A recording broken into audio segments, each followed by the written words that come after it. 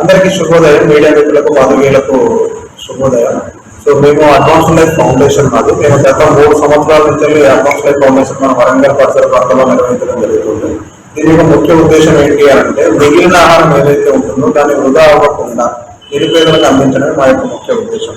సాధారణంగా ఏంటి అంటే మనకు ఫంక్షన్స్లలో హోటల్స్లలో ఆహారం బండి వృధా చేయడం జరుగుతుంది. ఆ మిగిలిన ఆహారాన్ని పారేస్తూ ఉంటారు, వేస్ట్ చేస్తూ ఉంటారు.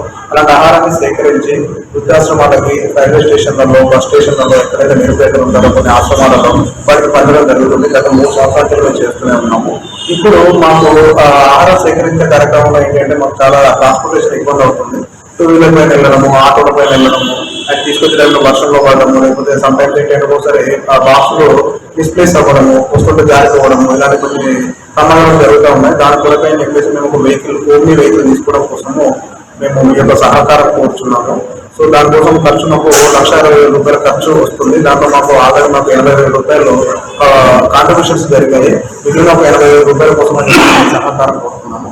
అందుకోసమనే ఈరోజు ఇక్కడికి రావడం జరిగింది. థ్యాంక్ యూ, ధన్యవాదాలు. నా పేరు నార్లపురం రాజు, ఈ ఫౌండేషన్ యొక్క వ్యవస్థాపకులు నేను.